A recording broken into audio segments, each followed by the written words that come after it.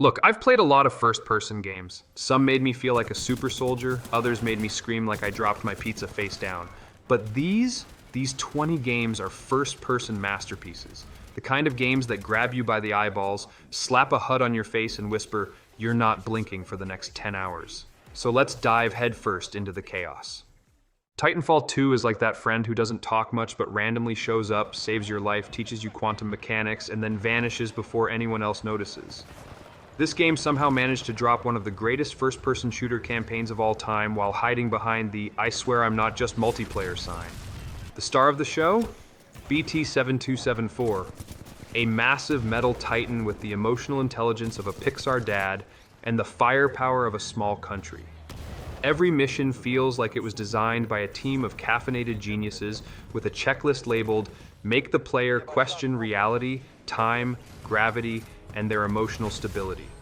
There's literally a level where you time jump mid-combat, like you're cosplaying as a sci-fi ninja with commitment issues.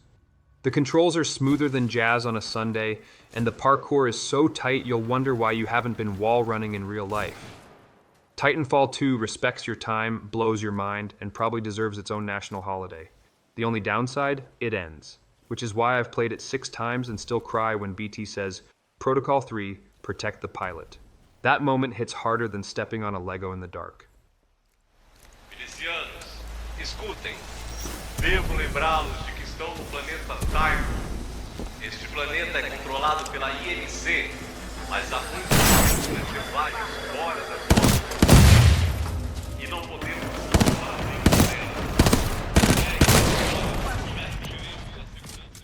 Look, we've all wanted to be Indiana Jones at some point. Whip in hand, hat slightly askew, some ancient temple collapsing because we touched the wrong rock again. But playing as Indy in first person? That's a whole new level of immersive clumsiness I didn't know I needed. This game lets you live your archaeology-fueled dreams while simultaneously reminding you that you are not, in fact, athletic enough to escape a rolling boulder in real life. The whip mechanics are surprisingly versatile. Grapple across chasms, snatch weapons mid-fight, or just wave it around like you're trying to impress a crowd of unimpressed museum curators. The puzzles? Half brain teasers, half accidental death simulator. The environments are so stunning I spent a solid 20 minutes just looking at a rock wall before falling into a booby trap cleverly disguised as a hallway. Also, you punch people, a lot. And it feels gloriously outdated, like getting into a bar brawl with the 1930s itself. Between the Nazi smashing, relic hunting, and solving riddles that make Sudoku look like a toddler's coloring book, The Great Circle is a love letter to pulp adventures and near-death experiences. It's chaotic, it's charming, and yes, I did try to whip swing into a fountain. Didn't work. Still worth it. I don't want you to die! I don't either!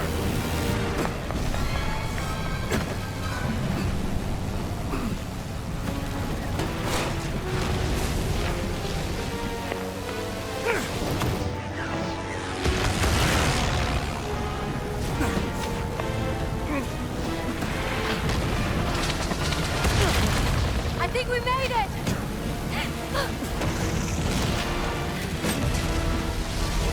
Spoke too soon!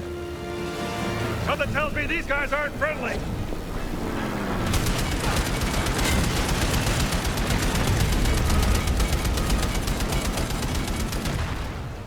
Stalker 2 is like waking up in a post-apocalyptic fever dream, realizing you're surrounded by mutated wolves, radioactive pockets, and a man named Boris who insists the vodka is still safe to drink.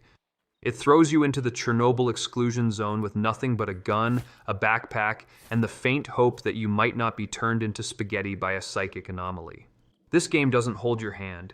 It doesn't even acknowledge your existence beyond laughing when you forget to bring extra filters for your gas mask. The zone is alive, like actually alive, and it hates you. You'll be looting a corpse one moment and then yeeted into the sky by a gravitational rift the next. Also, the factions in this game have the diplomacy skills of a bar full of raccoons.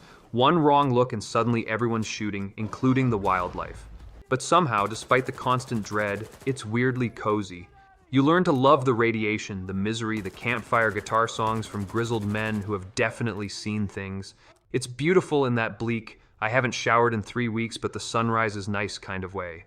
And if you've ever wondered what it's like to be hunted by invisible mutants while hallucinating about glowing trees, this game has you covered.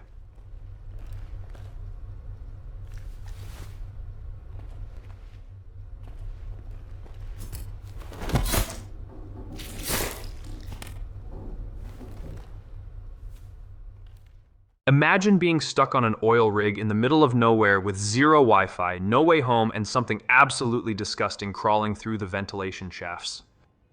Welcome to Still Wakes the Deep, aka your anxiety personified by a creepy ocean horror. This game takes the phrase trapped at work to a whole new level. You're just some poor maintenance guy trying to fix pipes and not die horribly, while some slimy interdimensional spaghetti monster turns your coworkers into seafood platters. There are no weapons, just your wits, your flashlight, and the kind of running skills normally reserved for Olympic sprinters. Every hallway drips with tension. Literally, there's water everywhere. Why is it always leaking? Who knows? The whole rig feels like it's trying to shake you off like a dog with fleas. And the creature? Oh, it's nasty. Think Lovecraft meets Gordon Ramsay's nightmares. Add in some Scottish horror vibes, a lot of screaming, and a surprising number of moments where you genuinely question your life choices. It's claustrophobic, eerie, and deeply committed to making you regret every loud footstep you take. Help me!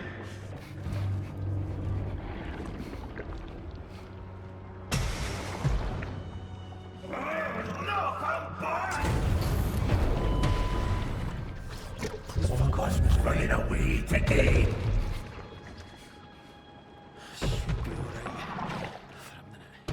This game is like walking into a beautiful house and slowly realizing that every room contains either a heartbreaking story, a surreal fever dream, or a child who turned into a cat.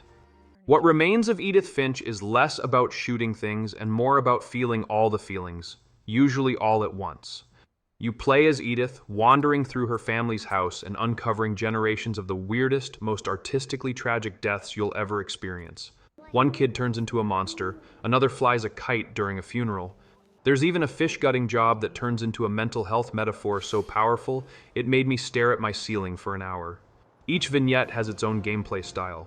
One's a comic book, one's a bath time fantasy, one's a deeply disturbing swing set scene, and somehow it all fits together like a really sad, really creative puzzle.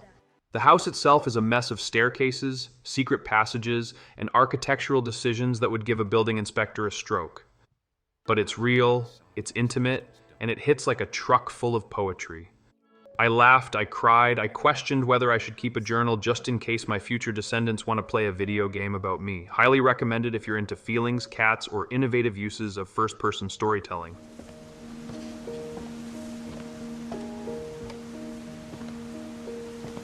Mom definitely blamed Edie, but I think Louis blamed himself. After he graduated, he just spent more and more time in his room. Until Mom got him a job at the cannery.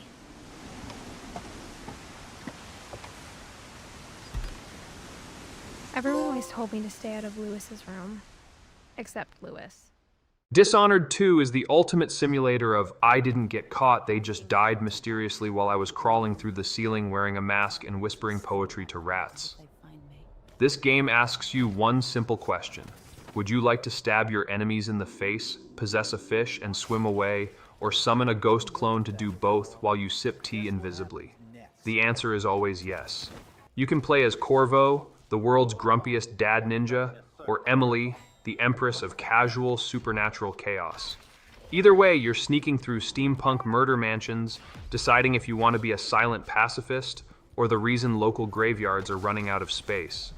The game gives you powers that make you feel like a Victorian Batman with commitment issues like teleportation, time freeze, and turning into literal smoke because why not? And then it drops you into beautifully designed levels like a clockwork house with rotating walls or a time-warping mansion that says screw logic and means it. Dishonored 2 is what happens when stealth, magic, and petty revenge all go to therapy together and come out stronger. Don't worry if you accidentally eat a rat instead of using it for distraction. We've all been there. Come on!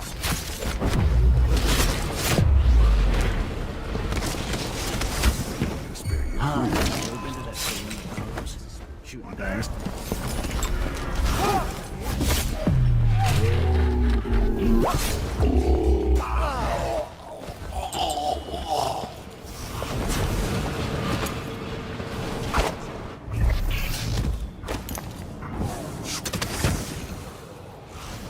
Night City, the only place where getting shot in the face by a vending machine is considered a Tuesday.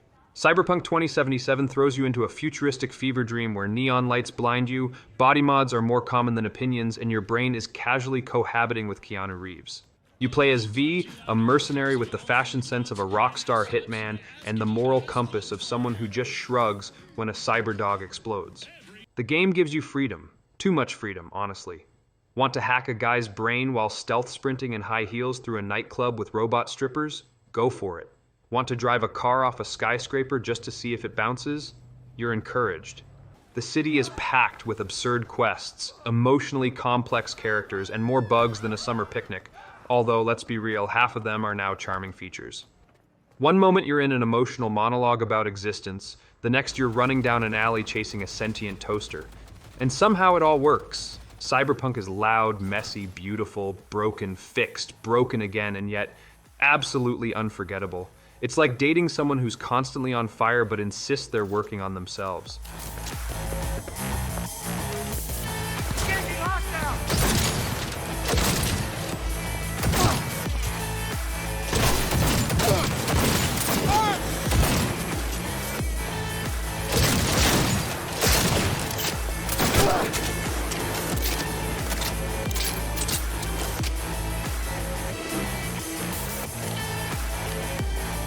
Closing in on the axis.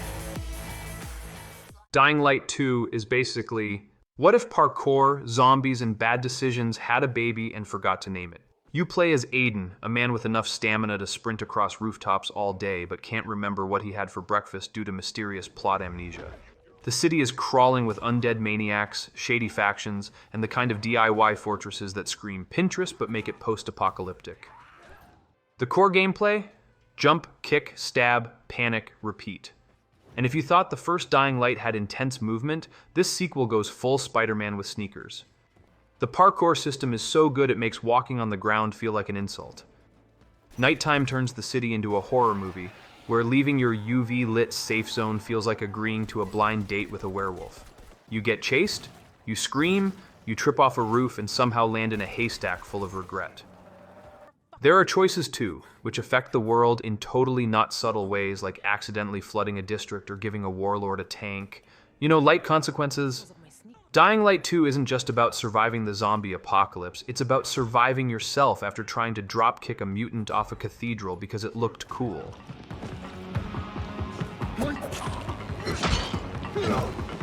You got nowhere to run! You won't take us alive.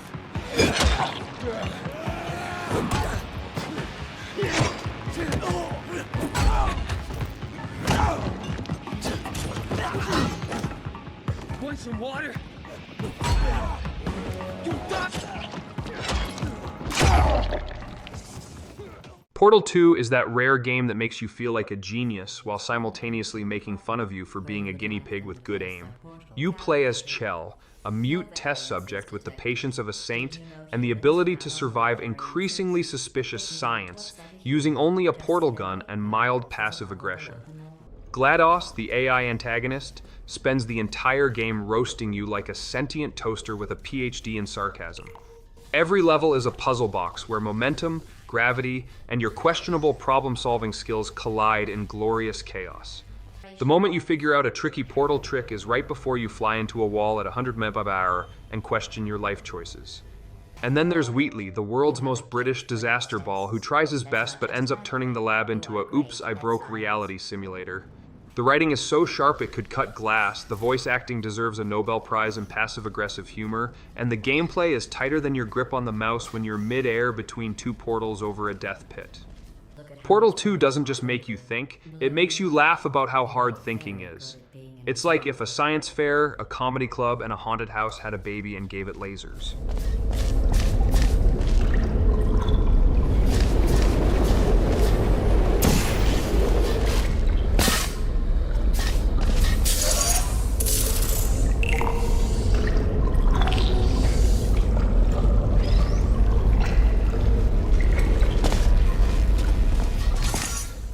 Bright memory is what happens when one extremely motivated developer says, what if I made a game with guns, swords, magic, time manipulation, and also a weather system just for fun?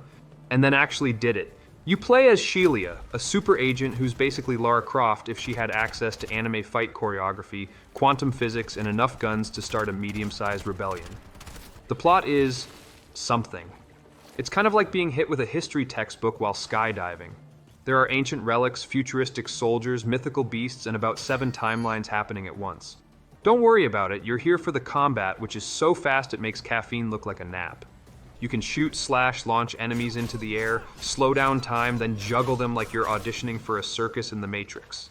It's absolutely unhinged and so over the top that even Michael Bay would raise an eyebrow and say, too much. The game isn't long, but it's like a roller coaster that throws you off the track, then says, we're not done, and duct tapes a jet engine to your back. It's short, it's sweet, and it's the most beautiful confusion you'll ever experience in 45 minutes.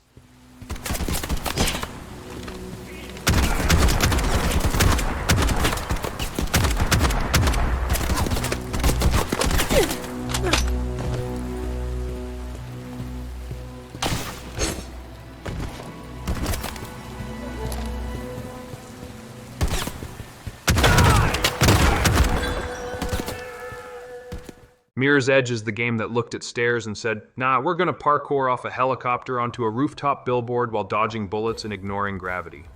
You play as Faith, a rooftop courier in a dystopian world where emails apparently stopped existing, and delivering packages now requires Olympic-level agility and a PhD in not falling. The city is covered in blinding white architecture and bright red pipes that scream, climb me, I dare you. The gameplay is all about momentum. Meaning if you slow down for even a second, you're probably going to get tackled by a SWAT team or accidentally leap face first into a solar panel.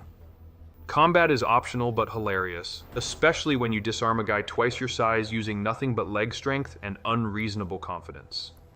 The real enemy? Doors. Doors and your own lack of depth perception. The soundtrack is full of moody techno beats that whisper, run, parkour girl, run. And by the end, you'll be doing somersaults in real life just to get to the fridge. Mirror's Edge is not just a game, it's a full-body existential crisis in motion. And somehow it makes vaulting over air vents feel like art, or very coordinated panic.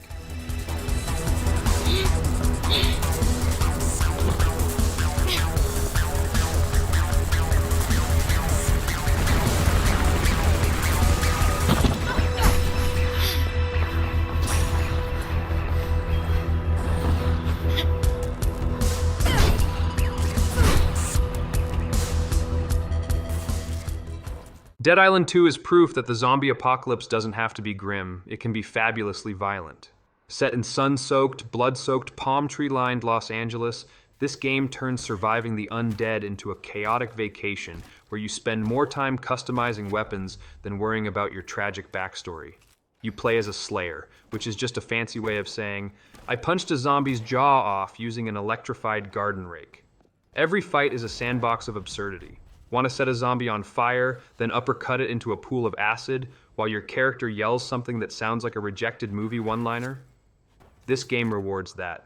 The gore system is so detailed it probably has a PhD in anatomy, and every encounter feels like a cooking show for sociopaths. First we slice the leg, then we charbroil the torso, and for garnish, a Molotov. The dialogue is full of self-aware sarcasm. The quests are bonkers. Shout out to the zombie influencer who still wants to go viral. And the whole vibe is The Walking Dead if it drank 5 energy drinks and put on glitter. Dead Island 2 is stupid in the best way. It doesn't want to scare you, it wants to make you laugh while you decapitate a zombie with a toaster.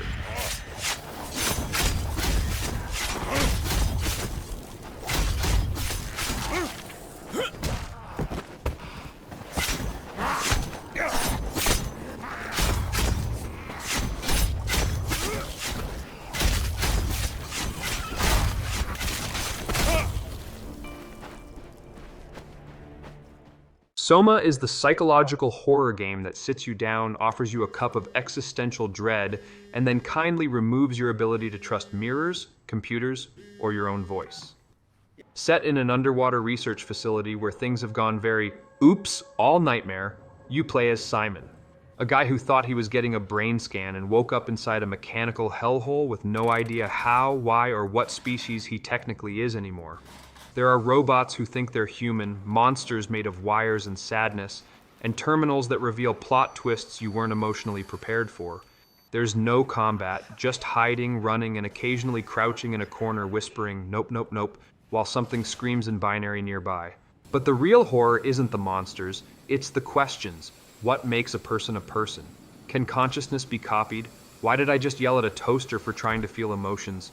Soma doesn't give you answers. It gives you migraines with philosophical undertones.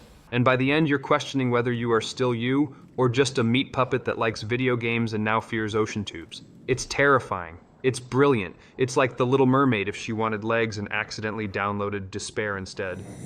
What the hell? How is this possible? This is insane!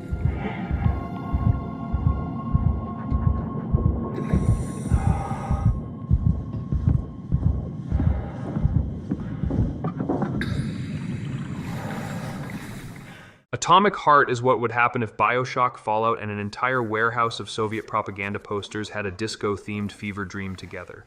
Set in an alternate universe USSR where communism evolved into murder robots and nanotech soup, you play as a soldier named P3, who has the personality of a grumpy action figure and the patience of a toddler in traffic. He's armed with a talking glove that shoots electricity and throws snark like it's part of the weapons system. The game world is full of insane science experiments, dancing androids, vending machines that flirt aggressively, yes, that one, and boss fights that feel like someone spilled vodka on the game code. Every location is a museum of weirdness.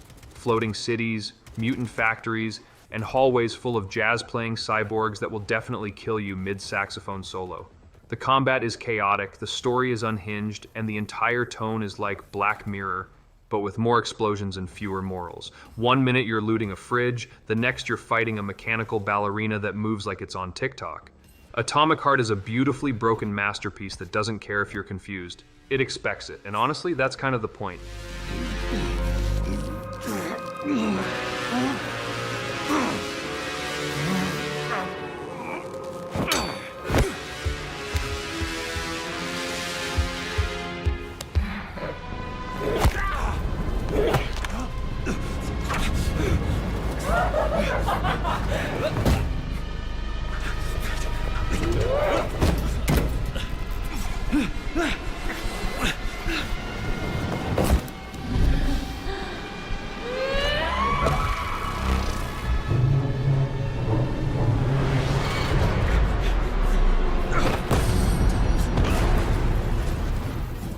Kingdom Come. Deliverance is the only first-person game where the greatest enemy isn't dragons or demons.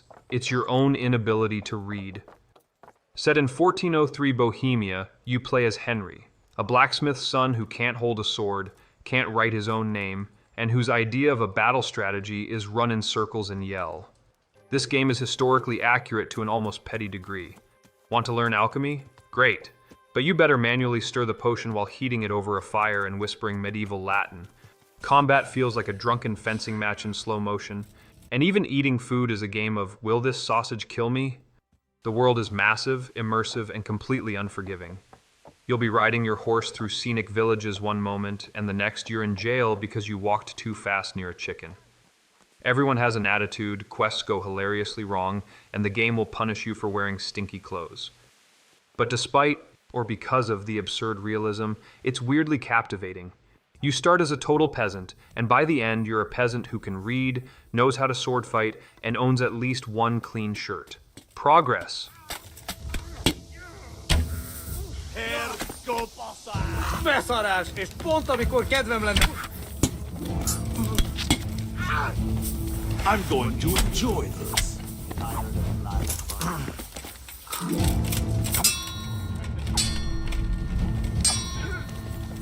Fuck! I'll have you.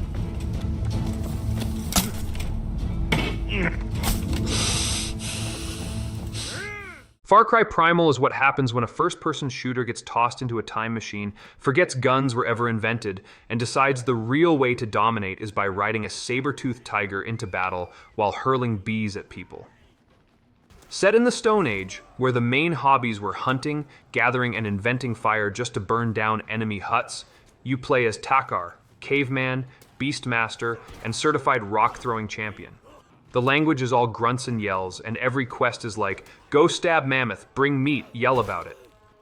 Combat is intense and personal, since everyone's armed with sharp sticks and severe trust issues. You can tame animals, which means by the end you're basically running a prehistoric zoo that bites people. The map is full of angry tribes, confused wildlife, and the eternal challenge of not being eaten by something with 6-inch claws while trying to craft a new pair of shoes. No guns, no tech, just you, some fur, and a lot of yelling. It's the most primal experience you'll ever have without actually time traveling, and possibly the only game where you can say, I solved a mission by setting a bear on fire and sending it into an enemy camp, and that's considered normal. Quick!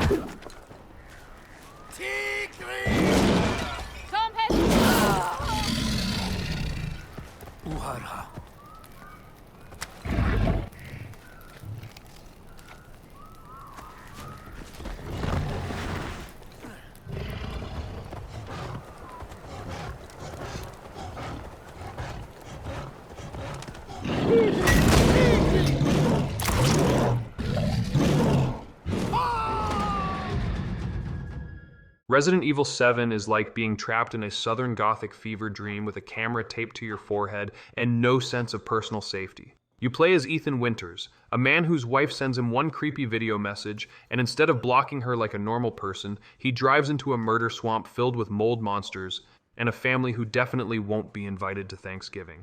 The Baker family is the highlight of your therapy bills. Jack smashes through walls like a horror Kool-Aid man, Marguerite has a bug problem that would get her banned from every Airbnb, and Lucas makes saw traps look like middle school science fairs. The first-person shift brings the horror right into your face, like, hello, here's a screwdriver to your eye socket. Inventory management is still a nightmare, and you'll spend 40% of the game staring at herbs, wondering if eating plants in a spooky kitchen is medically sound, but RE7 is pure survival horror. Creepy hallways, surprise jump scares, and boss fights that are less epic and more oh no, oh no, oh no on repeat. It's gross, it's terrifying, it's oddly hilarious if you're into panic screaming, and yes, you will open every drawer hoping for bullets and find another antique coin. Thanks, game.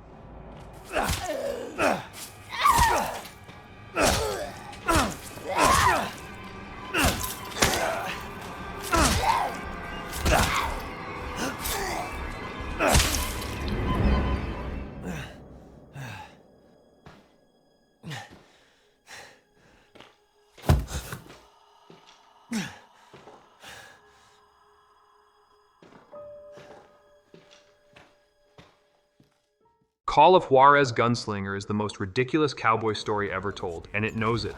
You play as Silas Greaves, a bounty hunter who's roughly 70% mustache and 30% unreliable narration. He's recounting his life story in a saloon, and the best part? The game changes based on how he remembers things. So if Silas says he fought off 30 bandits on a train in the middle of a lightning storm with nothing but a 6-shooter and spite, boom, that's what happens. The gameplay is tight, the shooting is stylish, and the slow-mo bullet time makes you feel like you're in a spaghetti western directed by someone who drinks too much coffee. There's even a duel system that's part shooting, part psychodrama, part weirdly intimate staring contest. The game constantly breaks the fourth wall, drops references, and changes scenery mid-mission because Silas forgot a detail. It's hilarious, chaotic, and just the right amount of yeehaw. If Quentin Tarantino made a video game and sprinkled in time loops, mythologized bandits, and whiskey logic, this would be it. And somehow, despite all the nonsense, it's still one of the most polished and fun cowboy shooters out there. Rootin', tootin', and never once normal. No one could put a price on my head.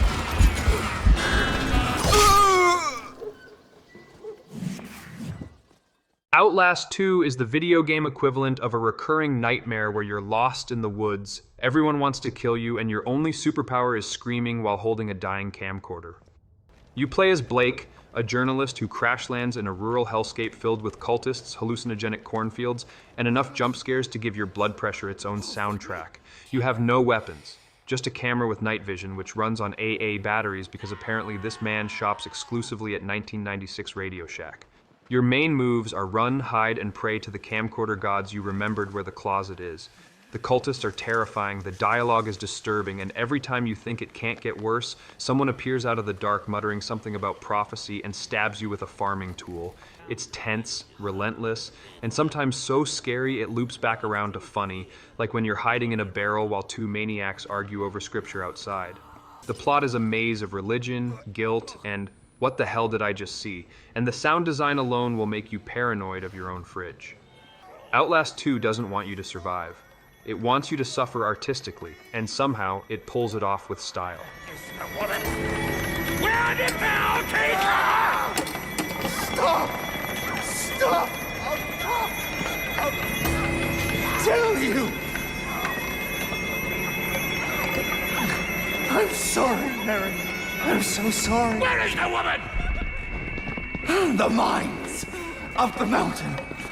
Val has her in the mines. He'll never get her back. Not before the birth.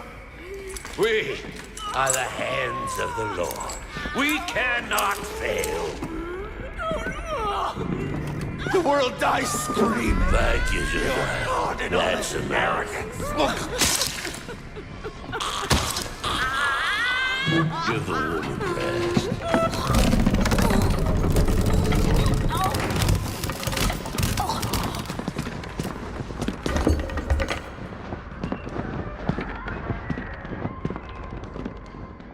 Avatar Frontiers of Pandora is the open-world FPS that looked at the movie and said, what if this was playable, full of neon plants and covered in floating mountains? You play as a Na'vi who's been liberated from the evil space colonizers and decides to fight back by riding flying dragons, shooting arrows bigger than traffic signs, and bonding with every animal like a 10-foot-tall Disney princess. The visuals are straight up ridiculous. This game has more glowing foliage than a rave inside a greenhouse. The world is huge and everything is alive, probably sentient and ready to attack you if you step on the wrong flower.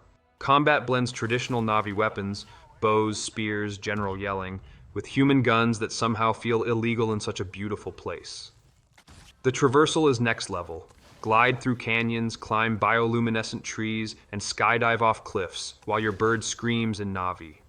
And the best part? The Na'vi dialogue is so serious and spiritual, you'll find yourself nodding along like you totally understand what Awa's balance means while crafting ammo out of mushrooms.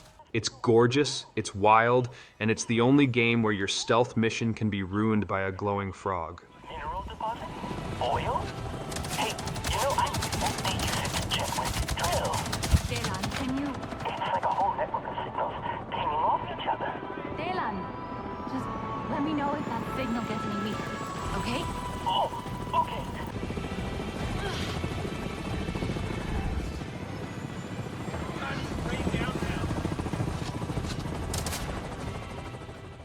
And there you have it, 20 first-person masterpieces that slapped, screamed, and stealth-crawled their way into gaming greatness. If your pulse isn't slightly elevated and your retinas aren't permanently etched with HUD markers, did you even first-person? Let me know in the comments which one made you throw your controller in fear, joy, or pure confusion. Smash that like button like you just nailed a headshot, subscribe for more beautiful nonsense, and remember, life's too short for bad games. Unless they're hilariously bad. Catch you next time.